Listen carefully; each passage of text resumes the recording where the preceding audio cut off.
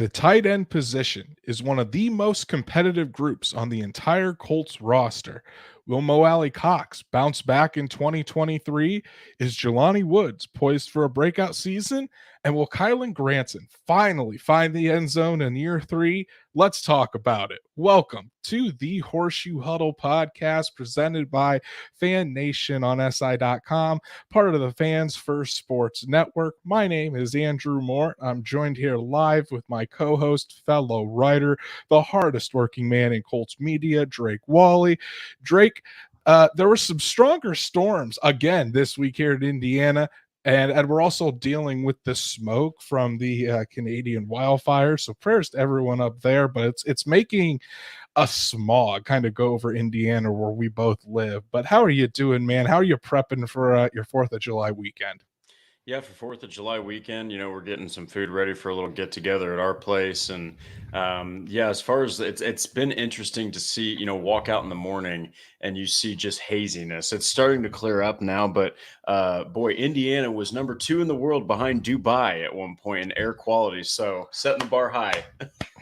Hopefully everyone's inside enjoying purified air and keeping their lungs healthy. I know the chat is trying to keep healthy. Truitt is already here saying if we get the tight ends rolling, think how that's going to help Richardson and the other wide receivers. I agree. Truitt. Stats Matt finally on time for an episode. Glad to see you guys didn't blow away in the storms. Same to Logan Schmidt. Same to him. He's on time today. Wyatt Law saying that it's a tough day for Colts Nation, but now that the big hammer is finally dropped, we can move on. There you go. And Wyatt, we're definitely going to be talking about what happened today with the Colts. Patrick, the legend himself. Drake was my chat pal on last night's stream. We are best friends now. Don't know if you're aware. I wasn't aware. But hey, a budding friendship between Drake and Patrick here. Not a surprise. Good to see you, Patrick. But hey, everyone, if you haven't done so already, please, we'd appreciate a follow on all of our socials, like Horseshoe Huddle on Facebook, follow at Colts on FN on Twitter, and subscribe to the YouTube channel here. Hit that bell so you know when Drake and I are going live, whenever Destin and Shad are going live, and hit that like button on this video because you already know it's going to be a fun episode when Drake and I are live. And if you can't listen to us live, Apple, Spotify, Google, wherever you listen to your podcasts, we're there as well. So there's no excuse to miss an episode of the Horseshoe Huddle podcast. And tonight, the next position group, as I said, we're diving into is the tight end position. But before we do that, there was some breaking news that we expected to come, and it finally was laid down today.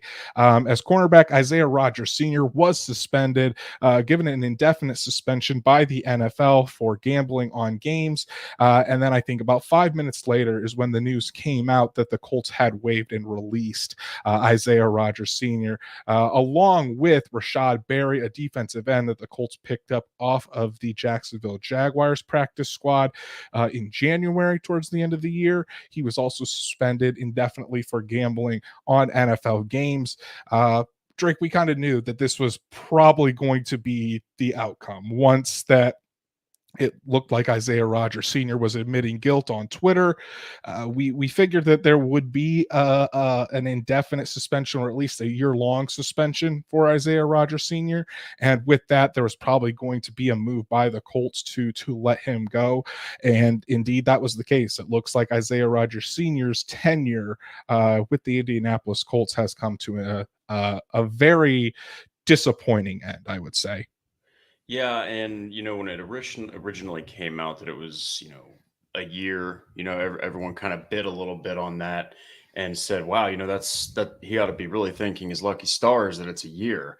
And then, of course, you hear that the next day, today anyway, that it is at least a year and potentially more. So I agree. It's time to move on. The hammer's officially been dropped, like Wyatt said. And, for right now anyway, and probably the case is that Isaiah Rodgers isn't a Colt anymore and potentially might not play anymore either. Right. And Logan, you kind of read my mind. Logan says such a promising year for him. I mean, it really was. Isaiah Rodgers Sr. finally had the chance to be the full-time starter at cornerback for the Indianapolis Colts. It was all sitting right there in front of him. He was going to be able to show his worth and go out and earn a second contract with the Colts if he was able to play well. And now there's no chance of that happening. So it's very disappointing. It's sad because I mean I've had conversations with people that know Isaiah Rodgers Sr. and he's not a bad person. And I don't want any of this to come off like Drake and I are bashing this guy and saying that he deserved it or anything like that. Obviously, he made a very dumb mistake. I think we can all agree on that. Exactly. But Isaiah Rodgers, the person, I mean, he's a good kid, and I mean, we all make mistakes. This just so happened to be one that could cost him his career. Do I think he's done in the NFL?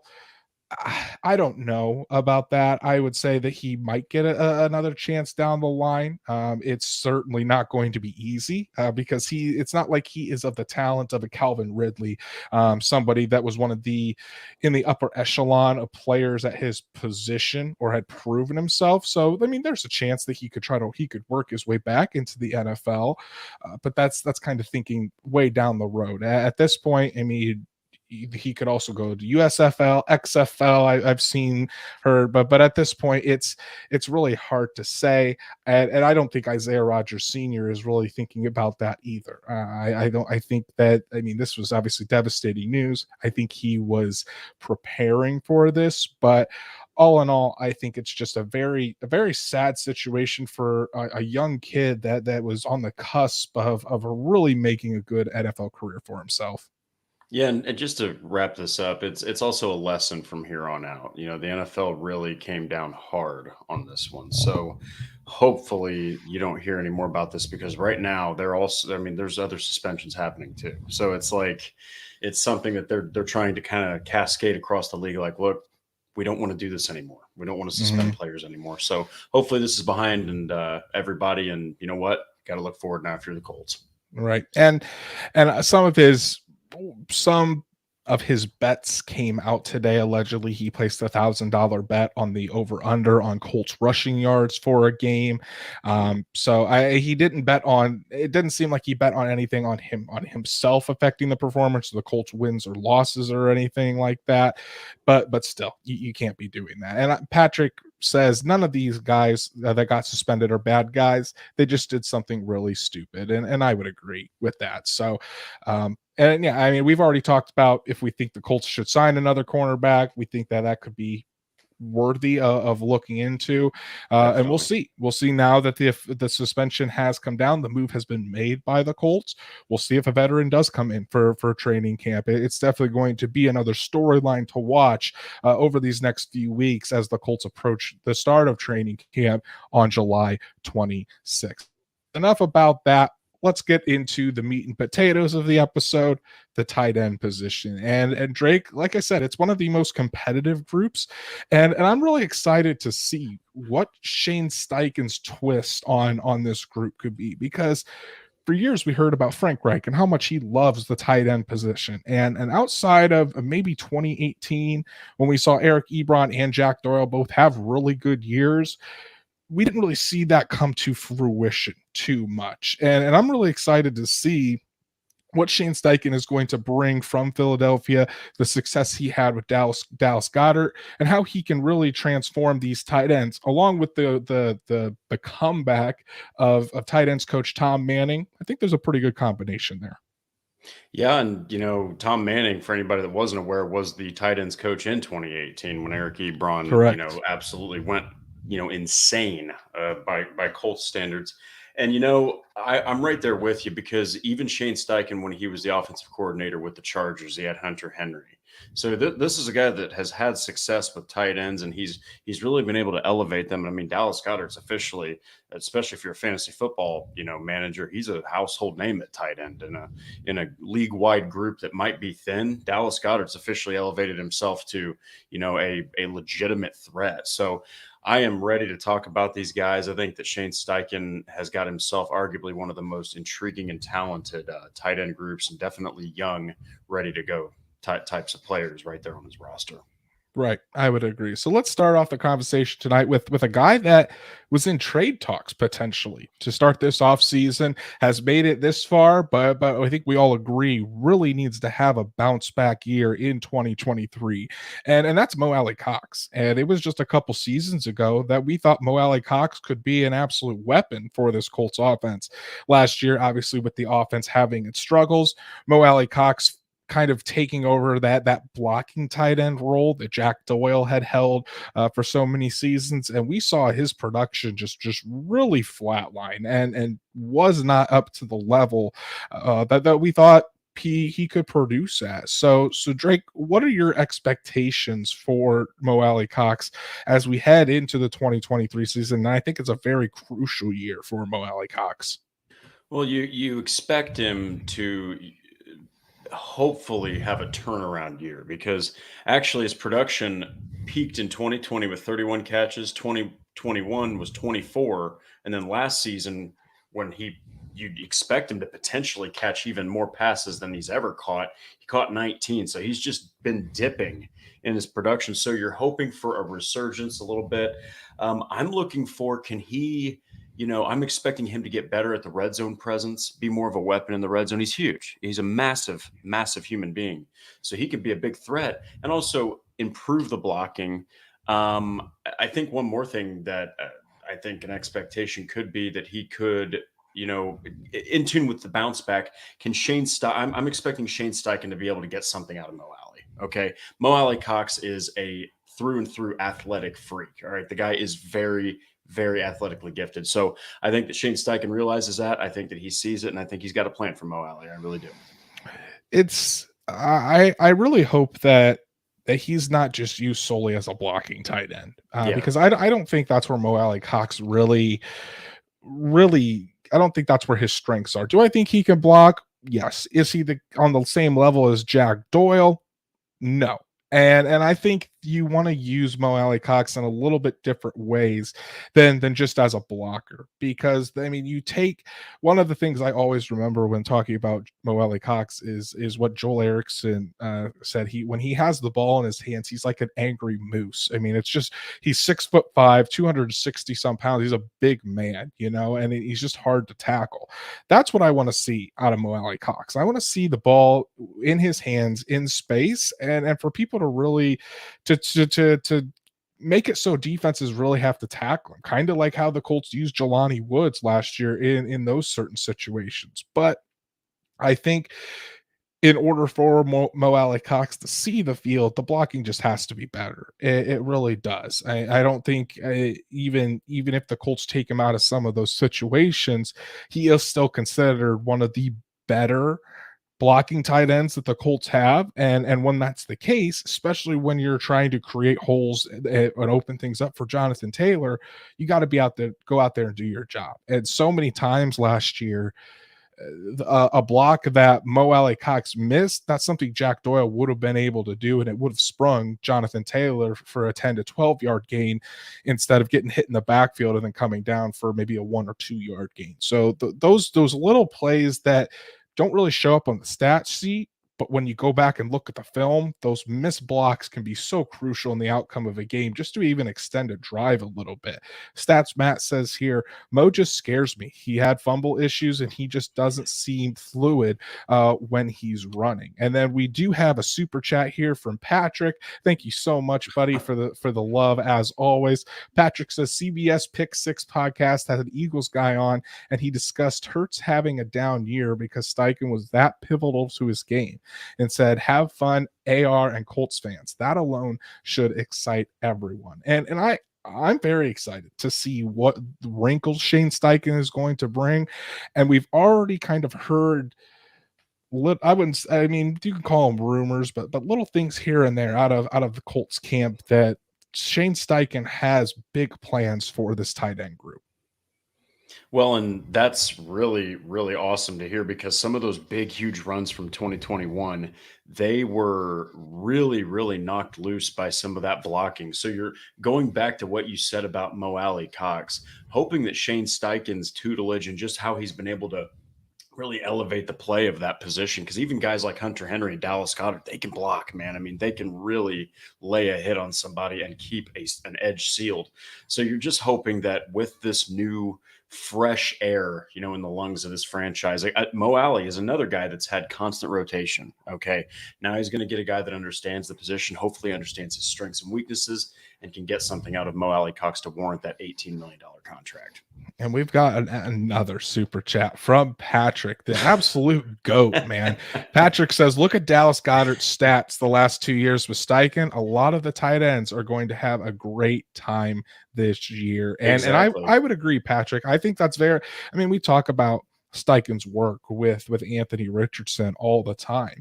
But I think the tight end position is going to see a resurgence, not only with Shane Steichen, but do not undervalue Tom Manning being back as the tight ends coach. I think that was such an underrated return, an underrated addition to this Colts coaching staff. And I think it's going to take not only this tight end position, but especially the young guys. I mean, Jelani Woods, who we're going to talk about, Drew Ogletree, who we're going to talk about. It's going to be interesting to see how he can really unlock the full potential of Kylan Granson.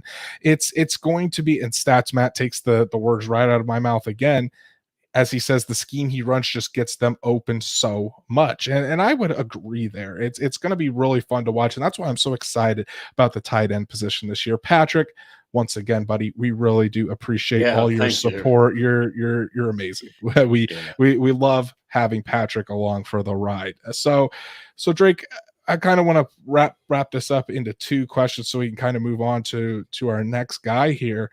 What are your biggest question marks? We kind of addressed some of those with Mo Alley Cox, but what are your biggest question marks? And then what do you see his impact being in Shane Steichen's offense this year? So, well, since we've kind of addressed most of the questions, the question I have is, can he hit his ceiling finally with Shane Steichen? Or bundle question, has he already done that? Has he already hit his ceiling and maybe nobody else can get anything out of him because 2020 was about as good as it gets with a guy like Phillip Rivers? So that's the question. I think that if we're talking about the impact, though, I think he's huge for the tight end group because of two reasons. One, going back to what we were talking about, Steichen's coming into town, but also that's a really young group still. Like, that's a pretty young group outside of a couple depth pieces that were signed. They might need a guy like Mo Alley Cox. Also, he is the only tight end on the team still when Tom Manning was the tight end coach. So maybe that's some rapport, help Manning get back into the swing of things. And I think Mo Alley could actually help the group a lot with mentorship and just kind of hopefully getting back to some production with Steichen. Right. And that was my big question. Have we seen the ceiling of Mo Alley Cox? And because when you think about it, Mo Alley Cox was an undrafted free agent. He wasn't expected to be a starter or a Pro Bowl level tight end. But he was just a raw moldable ball of clay, and you could see what you get. So if he's just a middle of the road tight end where he's a solid tight end too, that might just be what Mo Alley Cox is. But if that's the case, then I think we need to see some other bodies and other people in there with higher ceilings, more potential, and see if those guys can be the long-term answer at the tight end position for the Colts. So I think, unfortunately, I think there's going to be other tight ends who have a bigger role in the passing game. I'd love to see Mo Alley Cox get more involved, but we're going to have to see how that goes because there's a lot of young tight ends that are nipping at the bit to really make their mark.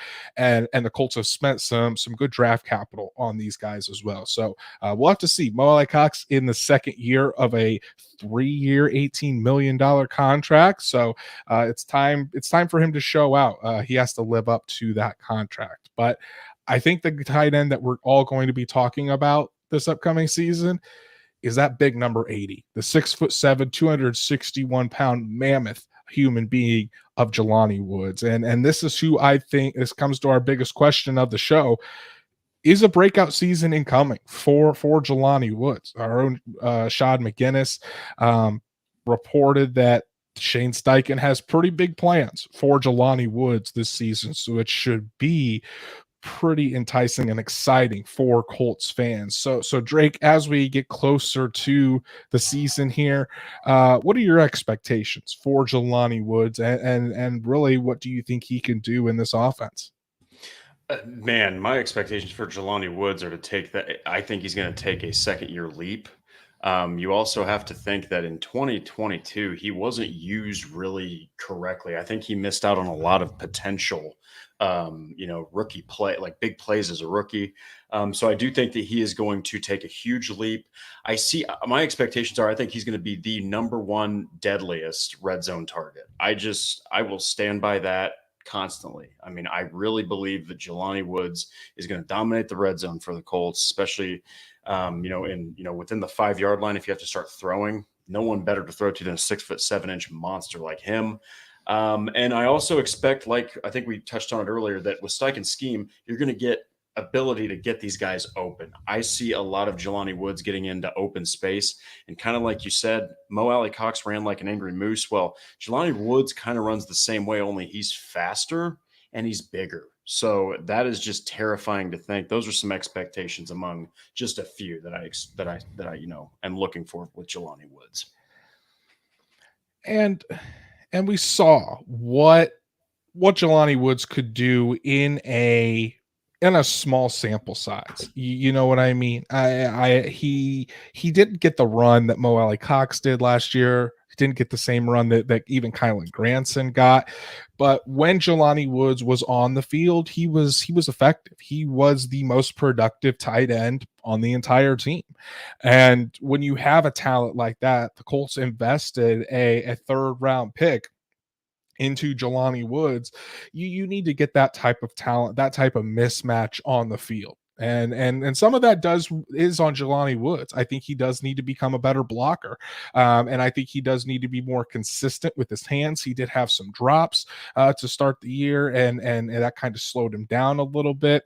But I would expect a huge increase in not only snaps for Jelani Woods, but targets, certain plays directed for Jelani Woods. I think he's going to be a very big part of this offense at the tight end position, because we got a sniff, we got a little bit of a taste of what Jelani Woods can do last year. It's time for that second year leap. It seems like tight ends are a position that it might take a little bit for guys to get going. That was kind of how Travis Kelce was. Travis Kelce didn't come into the league and start dominating from day one. It took a couple years. But then once he got his feet underneath him, now Travis Kelce is one of the greatest tight ends of all time. Not saying Jelani Woods is going to be Travis Kelce, but nice. It would be nice. But you get what I mean in that it might take a little bit. And just getting him in an offense that's suitable for tight ends, getting him in position where he can really get open. Anthony Richardson or Gardner Minshew, whoever's throwing him the football, can get him in those open field situations. And when you're in those open field situations with a guy that's that fast, that big, and that powerful, as Logan says, I swear he has that Gronk potential. I mean, you think how hard it was to tackle Rob Gronkowski in the open field. Johnny Woods is in that same boat. So I'd really expect a huge leap from year one to year two, not only in playing time, but production for Jelani Woods. But I mean, and with that, it comes some question marks though. Can he get to that level where he can be relied on? Can he be a tight end one this early in his career? And I think if he does answer those questions, yes, that's what's going to determine how high his production and his playing time will go. He's still got to go out there and prove it. The Colts aren't just going to give it to him. So what are some of your biggest questions for Jelani Woods heading into his second year, Drake? It's interesting because there wasn't enough of him, I think, last season where you could really have a ton of questions. I do think that a couple you mentioned. One is, can he block more effectively? That was one area where he just really wasn't, polished up. And really, if we're being honest, not really anybody on the Colts tight end group in 2022 was too polished at blocking, but that's something. I think another thing is how is he going to adjust to already a change in the playbook? Is he going to be able to adjust with Shane Steichen's offense? That is a question. I know that it's an easy fallback, but you just never know with somebody who's only going into their second season and didn't really get a lot of playing time that they should have in their rookie year. I think one more might be just how quick, like how much will he be used in the passing game in a run heavy offense? Because I do assume this is going to be a run heavy offense. You've got a tight end group. You're probably going to have 3-4 guys that are going to be that core rotation. Curious of how many targets Jelani Woods is going to get in a run first, what will likely be a run first offense. Right. And we have to remember too, Jelani Woods started college as a quarterback. So he is still fairly raw when it comes to the tight end position. But he's learning very, very quickly. And Stats Matt says blocking and not losing concentration and dropping the ball are the two biggest questions. I would agree with you right there, pal. Now, Drake, what do you think his impact is going to be for this offense here in 2023? I'm going to go back to it again. I do think that he is going to have an absolutely instrumental impact in the red zone. I'm telling you, that was a place the Colts could not score touchdowns. They had to rely on Chase McLaughlin to kick so many field goals. I do think that Steichen knows that Woods is probably his number one red zone target. He's going to take advantage of that. I also think that he is going to suck a lot of attention from linebackers, from defensive backs. When he runs routes in the middle of the field, you have to be aware of where he's at. Because yes, Pearson, Pittman, and McKenzie and Downs, they can all be deadly threats. Any running back out of the backfield, whatever. Jelani Woods, if he catches a pass and you're not paying attention, before you know it, he's beating you in a foot race and he's running over your defensive backs. So he is going to take so much attention there in the middle of the field. Could open up some deeper opportunities for Anthony Richardson over the top. Stats Matt says Dallas Goedert, the Eagles tight end, had 55 catches for 702 yards and 3 TDs last year. I think Woods can be similar with more touchdowns. And that's a good stat line. I'd probably go a little under on the receptions and yards, but over on the touchdowns. I think Jelani Woods is going to be a huge weapon in the red zone. And I think Shane Steichen in this offense would be foolish to not target him more in the red zone. I mean, half the time you look at the still shots, you look at the pictures, when Jelani Woods would catch a touchdown in the end zone, and there was a defensive back hanging on him. It looked like it was a child that was trying to climb on his back. That's just the pure size that Jelani Woods has. I'm very confident in Jelani Woods, his ability not only to stretch the field, but be a red zone threat. I think we're going to see a much different red zone package than we've been used to, coming from Frank Reich to Shane Steichen. I think Shane Steichen is a guy that's more focused on matchups, and what bigger mismatch out there than your 6'7" tight end in Jelani Woods. So that's why I think if I had to put money on someone to lead the Colts in receiving touchdowns this year, it would probably be Jelani Woods over a Michael Pittman, and Alec Pierce, a Mo Alley Cox, whoever you want to put out there. I think Jelani Woods could very easily get 7, 8, 9 touchdowns, and it wouldn't surprise me in the slightest. So I have very big expectations for him. We'll see if he lives up to those, but I think that second year jump that I was talking about, combined with what this offense has in store and has planned for Jelani Woods, you're going to be seeing a lot of number 80 out there and scoring touchdowns on Sundays, which I think we'll all be very, very excited to see. But another guy that we haven't seen any touchdowns from, and I feel bad because I keep harping on this point, but I feel like it's year 3. This guy needs to find the end zone, and that's Kylen Granson. I think Kylen Granson is a guy that he's gotten better over his career, so I want to give him props for that. But I want to see some more production out of him, and I think he's going to need that production in order to stick around, just because of how competitive this group is. So Drake, what are your expectations for number 83 as he enters year 3? I think he's going to continue to build off of last year's performance. Obviously, his rookie year, he had 11 catches. Last year, he had 31, which, by the way, led all Colts tight ends. 31 catches led the entire group. That's yeah. Anyway, I do think that he is. I expect him to really have an interesting role in this offense. I've heard his name brought up by Steichen a couple times, and you can tell Steichen's impressed with his route running from the tight end position. We've said this multiple times. I expect him to continue to probably be the best at the position on the team at creating separation. From defensive backs, from coverage. He is very, very skilled at getting away from coverage. So I expect Shane Steichen to put him in the slot, move him around, make him a mismatch for defensive backs to be too large for him, too fast for linebackers kind of thing. I expect Shane Steichen to bring the best out of Kylen Granson. I really do. Yeah, that's definitely his best asset, I would say, is being able to create separation. Kylen Granson was not drafted to be an inline tight end. He was not drafted to be a blocking tight end.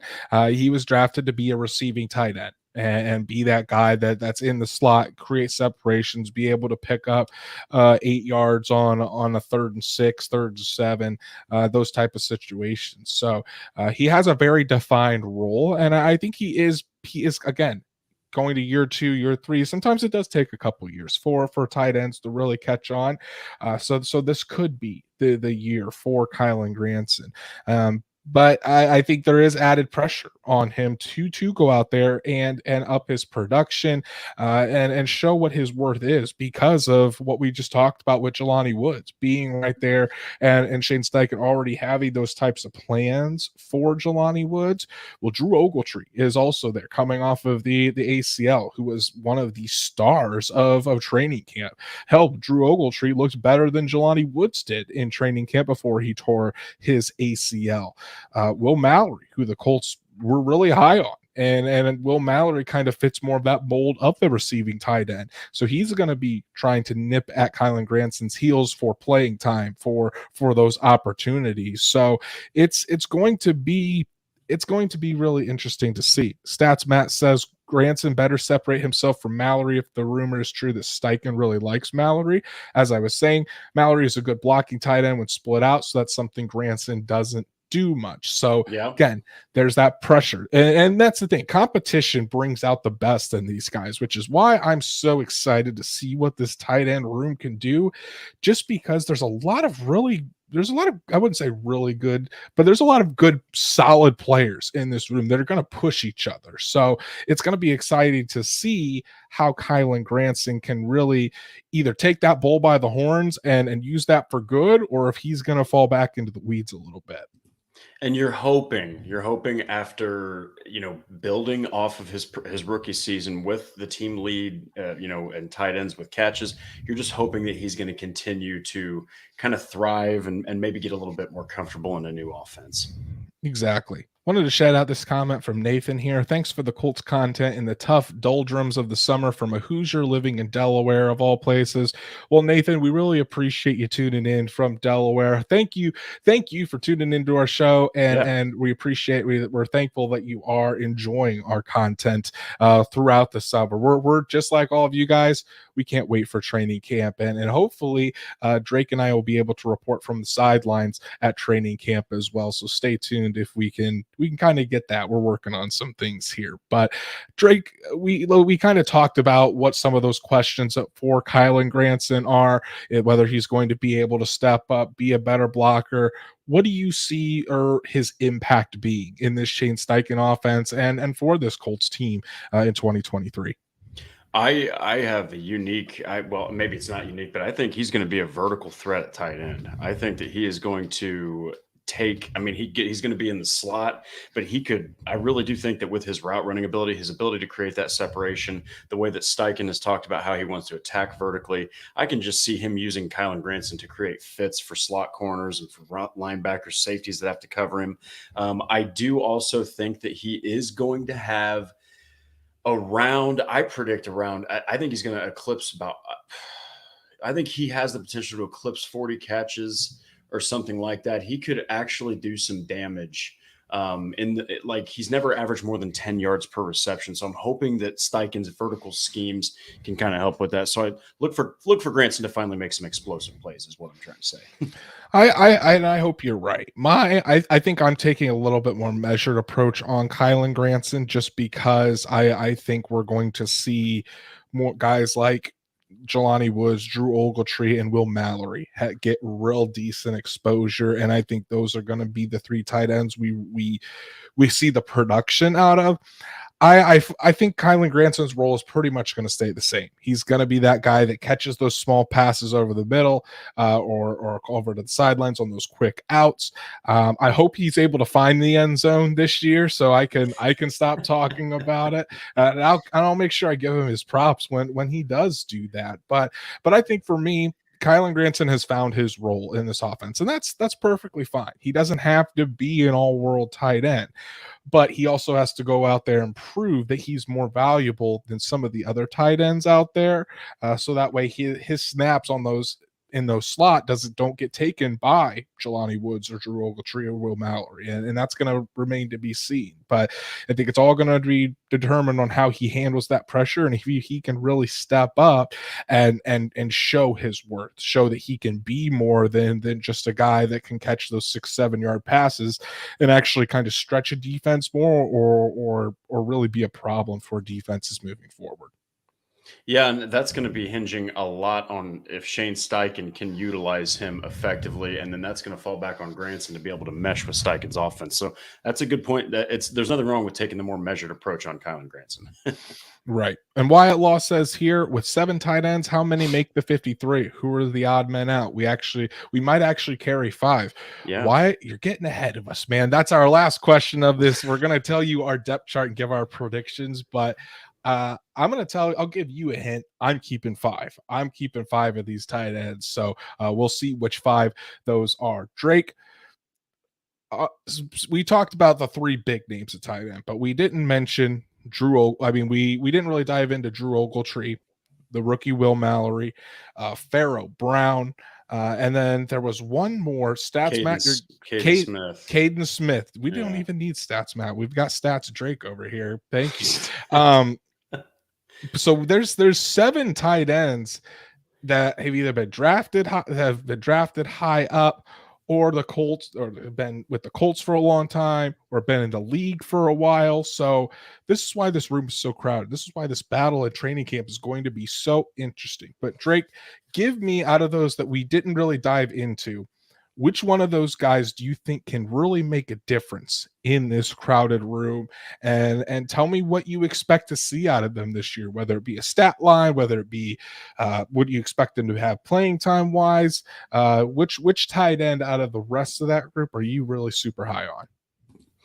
I actually think Will Mallory really sticks out to me. And he hasn't even played a single snap. Stats Matt nailed it right on the head. This guy could push Kylan Granson. Look, I've said it before and I'll say it again. He was the fastest tight end in this year's draft class. And a very, very good tight end class. Like Chris Ballard said, this tight end class was probably the best he has ever seen.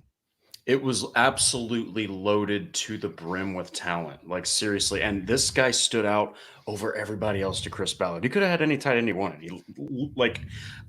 Technically he could have, but here's the thing. I really do think that with his speed and, like Stats Matt mentioned, this dude can also block. I mean, he is an effective blocker. I think all of that just really stands out. I think if there's something to look out for, there's too many names in this group. I can't make a stat prediction with hardly any of them, but I do have to say, I think you're going to see him used a lot more than what you would expect. I like that.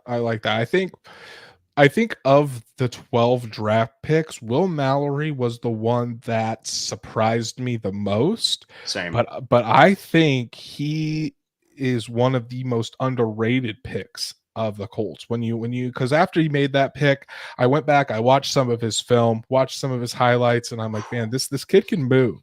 This kid can move. And when you hear what Shane Steichen wants to implement in this offense, more shots, being able to take advantage and open up this offense, compare that to what Anthony Richardson does well, those shot plays, really creating those explosive deep throws down the field. I think Will Mallory could be a really nice fit. But I'm going to go with another tight end who hasn't played a snap in the NFL. Drew Ogletree. From everything I've heard, his ACL recovery is going very well. He should be ready to go when training camp begins. And I want to see if he can pick up where he left off. I want to see if he can become that star of training camp once again. There were some talks that Drew Ogletree was ahead of Jelani Woods at the time in training camp, and that Jelani Woods was going to be tight end 4, which is kind of crazy to think about now. But Drew Ogletree, I think, is very unique in that he's got that wide receiver background, but he's 6'5". I think he's 250 pounds, 260 pounds. We saw him make some pretty incredible catches in training camp. Now, we've also seen a lot of guys who are training camp stars, like Deion Kane, Duron Carter. If those guys ring any bells, we've seen training camp stars really not produce much. Even Mike Strawn, not produce much on Sundays or during the regular season. So, is that going to be what Drew Ogletree is, or are we going to actually see him go out and be able to produce on Sundays? So that's one guy that I'm interested to see, and I hope that he ends up really showing that he's more than just a training camp star, because I think the skill set of a Drew Ogletree and a Jelani Woods, those big guys, those fast guys, big catch radiuses, can block some, but can be huge red zone threats. I think that combination of those two could be really deadly for a Shane Steichen offense, especially when you integrate what Will Mallory can do stretching the field. I'm just really high on this group. I think it's going to be outstanding to watch. And then we're going to get to Wyatt Law's question here. Finally, to kind of wrap things up here, Drake, I want you to predict the depth chart for the tight ends for the Indianapolis Colts. It's probably one of the hardest depth chart groups we're going to be doing with these positional breakdowns. And I feel like it can go a whole bunch of different ways. So what's your depth chart for the Colts in the tight end position? I think, let's see, right, I'm just going to go with what my instincts tell me. I think it's going to be Jelani Woods. I think that Kylan Granson isn't quite there to be the tight end 2. I think it's going to go to Mo Alley-Cox. I think that the experience favors him. Then I think it's going to be Granson. Then I do think that Mallory will push Granson for that tight end 3. But then I would say there's going to be 5, and that 5th one is going to be Andrew Ogletree. I like it. And then I'm going with that as well. I'm going to switch up the order a little bit. I think Mo Alley-Cox is still technically going to be tight end 1, but we are That's going fair. to see Mo Alley-Cox more in that blocking role. I think we're going to see the most production out of Jelani Woods. Jelani Woods can be considered the tight end 1, tight end 2, if technically on the depth chart, but when you're looking at production and who is the alpha tight end, it's going to be Jelani Woods. I think Kylan Granson still holds his role as that slot tight end, but I think as the season goes along, I would not be surprised if it's more of a 50-50 split between Kylan Granson and Will Mallory, with Will Mallory even starting to eclipse Kylan Granson at some point. And then for right now, I'm going to put Drew Ogletree at that number 5. I do think the Colts keep 5 tight ends. And one of the main reasons for that is I don't know if Colts can stash any of these guys on the squad. Maybe Drew Ogletree, but I think with what he was able to do in training camp, and if he can back that up again this year, especially going into the preseason, teams are going to notice that. And I don't think you're going to be able to cut him and hide him on the practice squad, because another team is going to want to take that shot on him. You know what I mean? So you're going to want to keep those guys. You can use Drew Ogletree for some special teams. I know Kylan Granson has played some special teams. I'm sure Will Mallory can play special teams. So when you have those guys and they can be used on teams like that, it makes it easier to keep as well. So 5 tight ends. Jelani Woods will be tight end 1 in production. I think Cox will hold tight end 1 in title. Kylan Granson and Will Mallory will kind of switch off and on with that slot role. I think you're going to see Drew Ogletree at the 5 position, but it's going to be I'm very excited about this group. I don't know if the Colts have had as deep end room at a very long time. Yeah, and it kind of gives you a little bit of the, it makes you kind of think and gives you some nostalgia from 2018 when they had Eric Ebron and they had Jack Doyle and they had Mo Alley Cox. I mean, there was actually a game, I don't know if anybody remembers, where Andrew Luck threw 3 touchdowns, each one to a different tight end. I mean, that is the kind of level of depth that this group has, maybe even more so. So can't wait to see what Shane Steichen has planned for these guys. It's going to be awesome. It's going to be one of the more fun groups to watch, and I think with the coach, and don't I want to make sure to re-emphasize this: do not sleep on the Tom Manning re-edition or have him being brought back into the fold. Great here, point. especially with those young tight ends. I think we're going to see a lot of production out of this group. And that's our show for this evening, guys. Really appreciate everybody joined in. Special shout out to Patrick, as always. Patrick with those lovely greatly appreciate your and now support. We're friends too, so yeah, apparently him and Drake are best friends. So you love to see it. That's Matt Truitt, Wyatt Law. Let me make sure I give Nathan Caldwell from Delaware. Sarah was able to join us tonight, and everybody else that joined us for tonight. It was a really fun episode talking about these tight ends. And if you haven't done so already, the ticker's going to tell you what to do. Like Horseshoe Huddle on Facebook, follow Horseshoe Huddle on Twitter on FN, subscribe to Horseshoe Huddle on YouTube, and hit that bell so you know whenever Drake and I are going live, again whenever Destin and Shad are going live, because while the NFL may be off right now with no news coming except for bad news that happened today, but we're not talking about that anymore. That's behind us. Still pushing out content all the way to training camp and into the season. So it's going to be a fun summer. Drake has been writing away as always. What can the people check out on Horseshoe Huddle from you? So just over the past few days, I've released 4 articles that were 2 different subjects. It's the 3 strengths and weaknesses for the defense and offense, and then 3 defenders and offensive players who I personally think could earn a Pro Bowl in the right circumstance. And 5 of those 6 would actually get their first Pro Bowl nod. Fun pieces. Make sure to go check those out. If you haven't done so already, my Juju Brents Rookie Files piece is live. I was hoping to get Josh Downs done this week, but some things came up and I wasn't able to.